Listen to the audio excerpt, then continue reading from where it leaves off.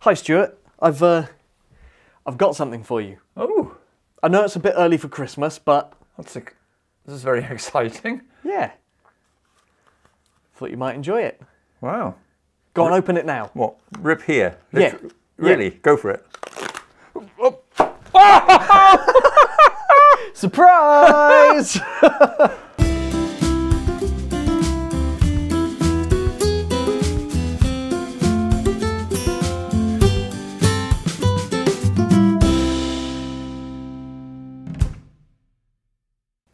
Well, hello everybody, and welcome to this episode of Home Together. We are so glad that you could join us. And thank you for sending in pictures of your pottery from last time. They were really good. Really good.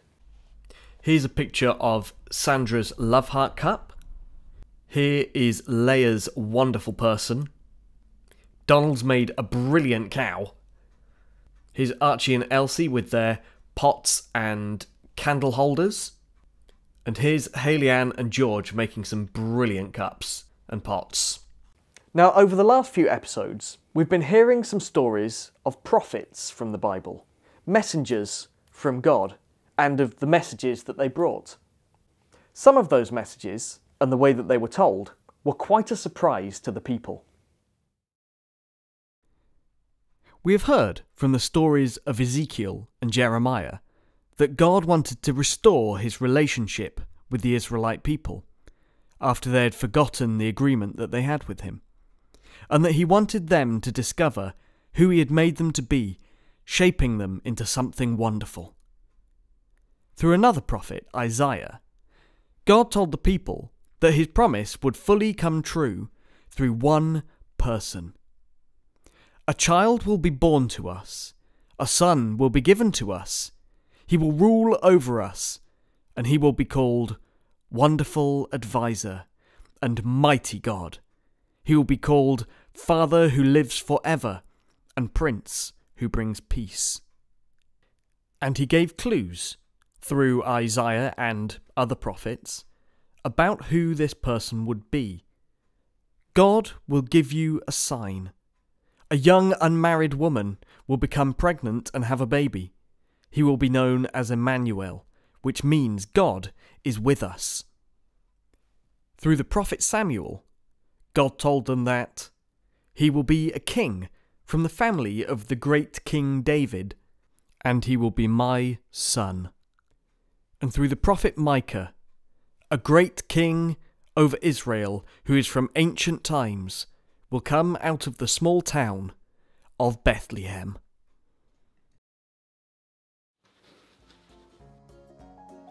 Like the people had clues as to who the promised person might be, we've given you clues today for your challenge.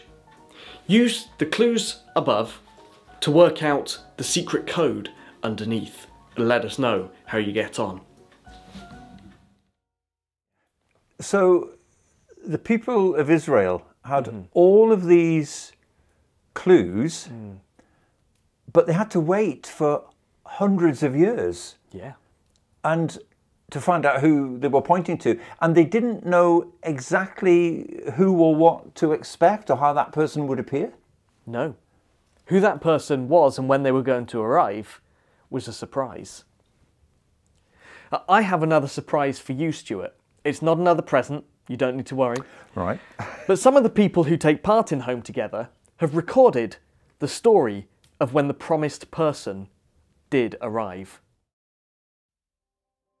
Mary was a young Israelite woman who was engaged to be married to Joseph. One day, an angel appeared to Mary and said, "Don't be afraid." He told Mary that she was going to have a baby, that she must call him Jesus, and that he would be the Son of God, that God would make him into a great king forever. "How can this happen?" Mary asked. "I'm not married. I've never even... It's just not possible."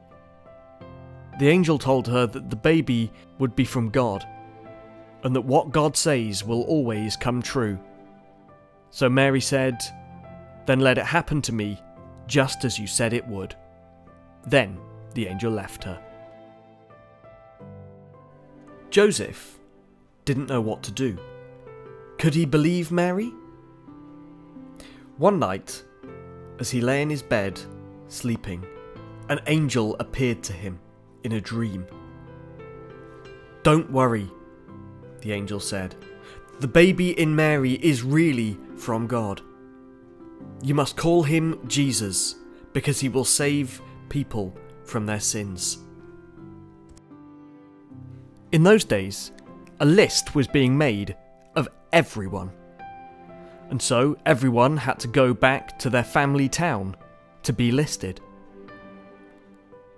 A long way back in Joseph's family history was the great King David. And so Mary and Joseph had to travel to David's town, Bethlehem. It was a long and difficult journey, especially for a very pregnant Mary. And when they arrived, they tried to find a guest room. But there's no room!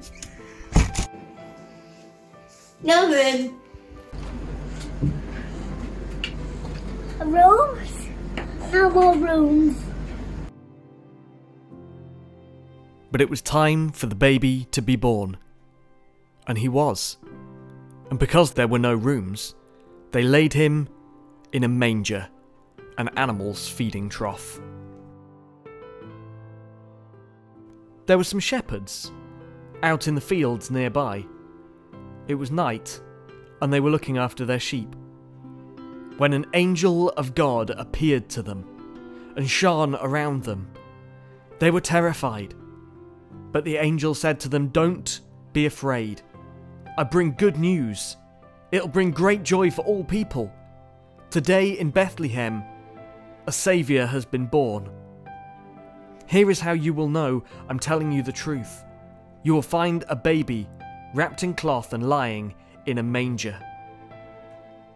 Suddenly, a huge group of angels appeared in the sky, singing and giving thanks to God.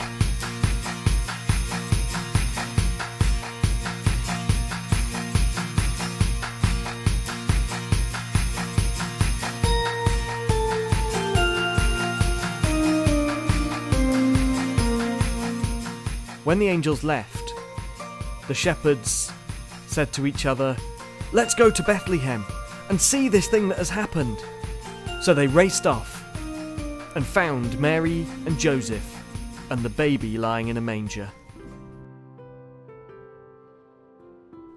In far-off lands, some very wise men had been studying the skies at night, and they had discovered a brand new star.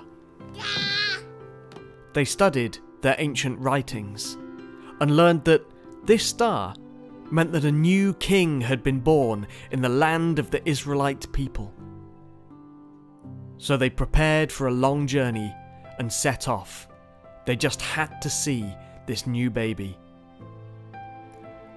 And when they found him, they brought him wonderful gifts, because they knew that someone who had been promised for hundreds and hundreds of years had finally arrived.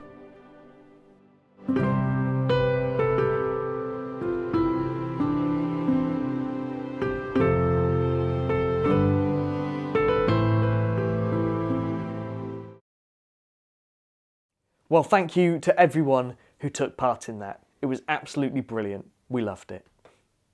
So I've been thinking, so Jesus was the promised person that the prophets had spoken of. But how did all of God's promises come true through him? Well, there were other clues that came through other prophets, that through the life Jesus would live, the death he would die, and the life he would live again, he would make it possible for people's relationship with God to be restored, to be made right, and for people to discover who God had made them to be.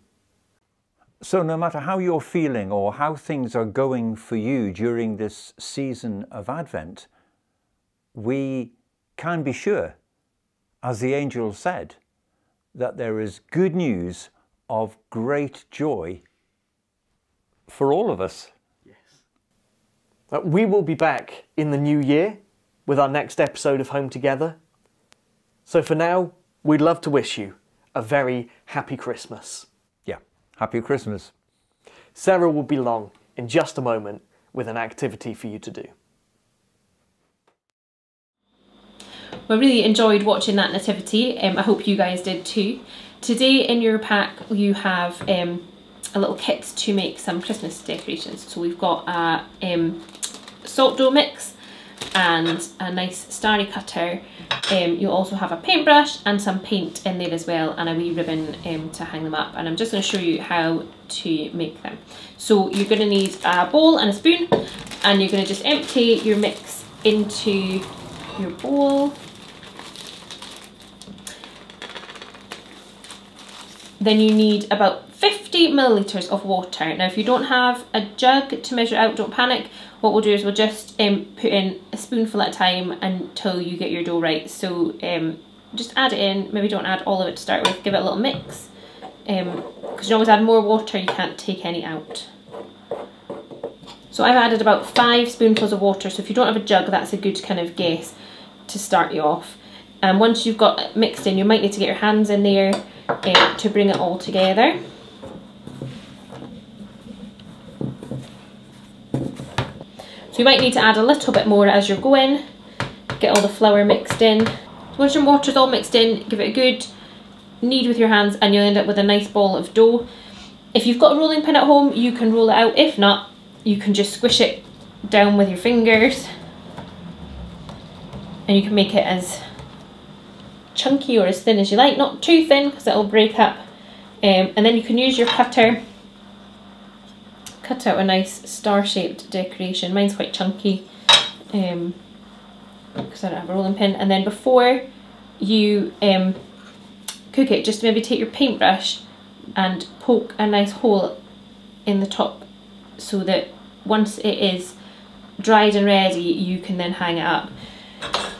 And then with your leftovers, you can squish it into a ball again, flatten it out again, and you can make another decoration. You can make as many as you like. You'll have, you might have a cutter like mine, you might have a smaller one, you might have a bigger one in your pack. So once you've cut out your decorations, you need it to dry. So there's a few ways you can do that. You can stick it on a baking sheet, put it in an oven, about 180 for 45 minutes to an hour. You can leave them just out in your house and they'll dry in a couple of days, or you can put it in the microwave for a minute, but check it every 10 seconds or so till it is dry and hard. We'll put all of these suggestions in the notes of the video, so grown-ups, if you want to check back on that, you can. Once you have dried them out, whichever way you're going to do it, you've got some paints in your pack, you can add some decorations, and you'll have a little ribbon you can thread through, tie up, and you can hang this up in your window, on your Christmas tree, anywhere you like. Or you could gift some to a friend or someone in your family. We'd love to see your finished decorations. Pop them on the Facebook group, or if you don't have access to that, then you can always email them to us, and maybe Mark and Stuart will show us some of them in their next video. Have a lovely Christmas. Bye.